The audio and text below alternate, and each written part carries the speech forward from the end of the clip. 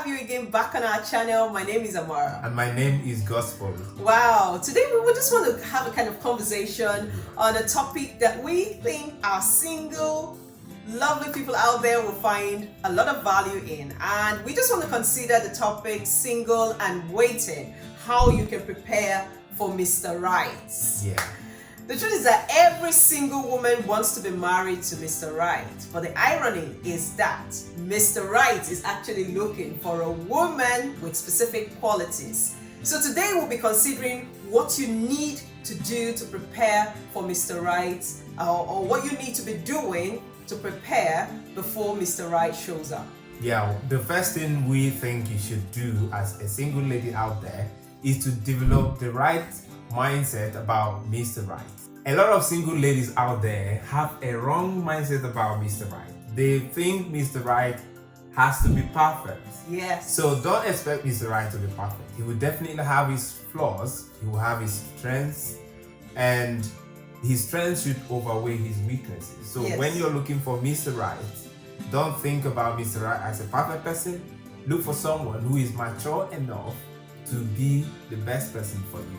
Yes, and again, maturity is something that you really need to consider, because there are different ways you can actually consider if someone is mature, and I'm sure we're going to have that conversation as we carry on. So rather than looking for someone who is perfect, look for someone whose values, whose beliefs, whose moral values, whose principles and key elements of his qualities align with yours. Yes, and I think that that is very important.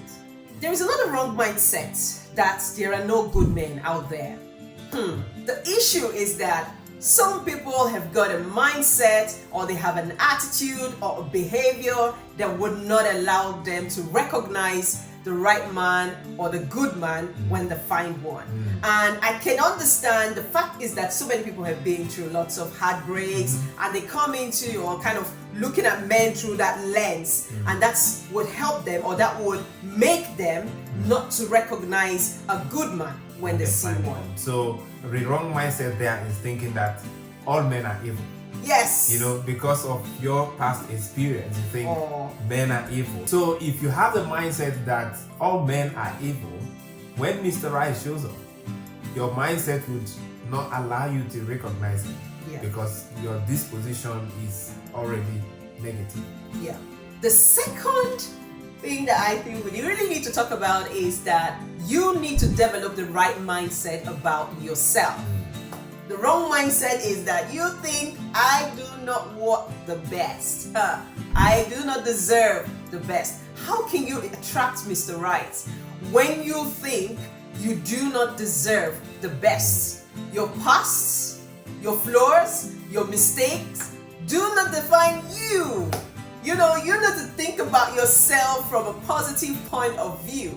The fact that you want to be in a relationship with someone that you consider worthwhile, you don't have to consider your past all the time in order to define yourself, in order to be in a relationship with somebody.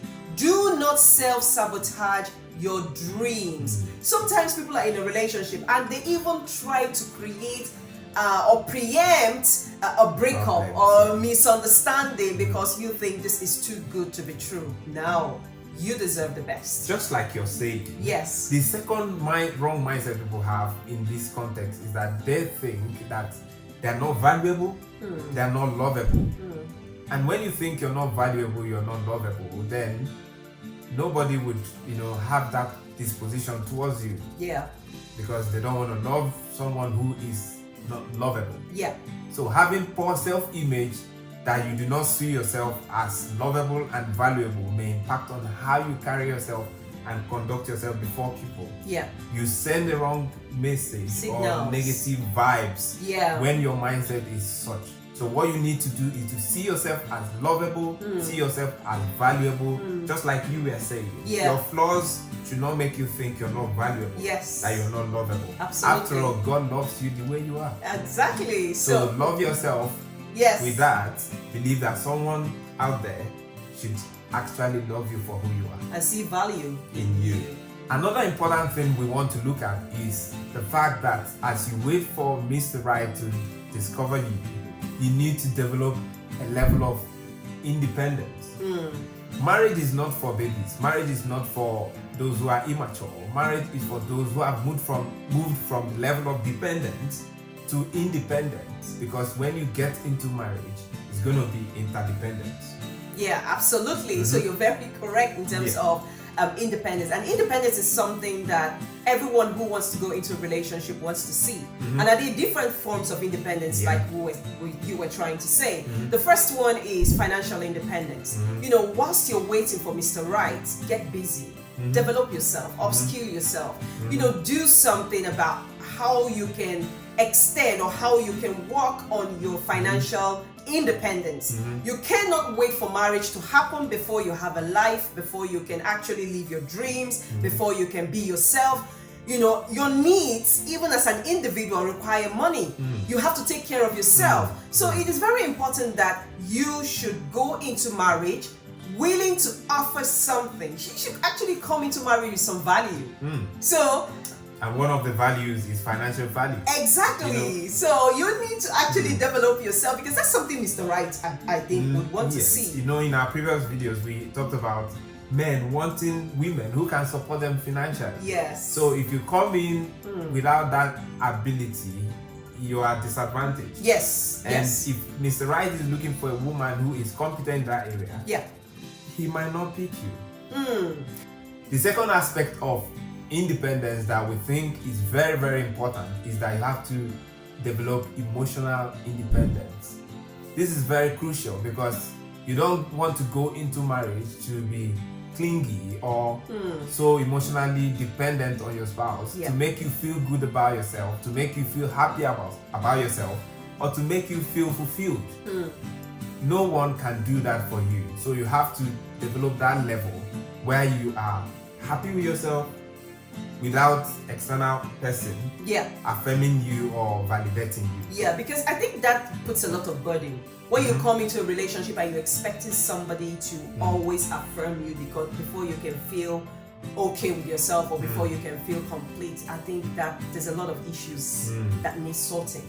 Because you can come in, you put a lot of burden, and that person does not have the capacity to take on all of that responsibility that you want him or her to take on. So it is very important that you are emotionally independent before you can come into a relationship with someone. Now we are talking about being single and content and being whole. Yes. In case you've not seen that video, you can have a look and see what it means to be single and content. The third type of independence that I think anyone who is going into a relationship needs sorting out is spiritual independence. You need to have a relationship with God. Develop a clear direction about your life and your purpose. You cannot do that on your own. It needs sorting out with God. You know, this will help you to understand the primary features of even what you want to look out for in Mr. Right. Because it's very important. Mr. Right should be someone you are designed to add value to, designed to support. So you also need to understand, what is my purpose in life? And you cannot understand that outside of your maker. So it's very important that you have a relationship with God. You should know what you're bringing to the table. Yes. If you are coming to compliment a man, you should as well know your primary assignment. Yes. And see if that aligns with what the man is called to do, or else there'll be a mismatch. So if you don't know your values, if you've not defined your belief system, you don't know your faith, you've not built that level of independence where you know God for yourself, it becomes a problem when you get into marriage. Yes. I think in order to add to what you've just said, a lot of people come into the relationship and they want the man or the woman to be the God in their life. There are a lot of things that your spouse can help you do. There are a lot of things that your spouse can help you figure out. But you see your life purpose and your life vision. Your spouse cannot. They can assist, they can walk with you on that journey. But I think this is something that individually you need to seek out, you need to discover in a place of prayer with God. The importance of this is that you know the roles that God should play in your life, and you know the roles that your spouse should play in your life. You don't mix it up. It's only God that can satisfy your hunger, your emptiness. He's the one that will fulfill you, not your husband. Exactly. So when you have that relationship with him, you are able to give him that opportunity to feel you and make you whole and complete. The fourth factor you need to consider as you wait for Mr. Right is that you need to work on your appearance. They say you don't judge a book by its cover, but you need the look of the cover to be attracted to the book. Content of yes. the book. Yes. If you don't like the cover, you can't even get close to the book. That's true. So that's how it is with Mr.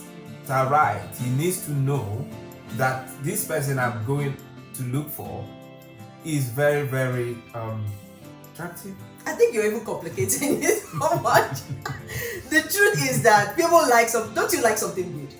Everybody loves something that looks good. Yes. And in order for someone, so you can say, oh no, it's about character, it's about qualities. But the fact is that before someone gets to know your character and your qualities, the first thing they see is the container, is you. So it is very important. And this kind of talks to a lot of things, because when we talk about appearance, people in their mind, you just think about, you have to be fair, you have to look, things like just basic, being tidy, being neat, how you combine colors, things not clashing up, things like just little things that would cause you to be appealing, not just to a man, but even to a lady like you. Someone looks at you and say, oh wow, this lady looks good. I like the coordination. I like the way she is looking.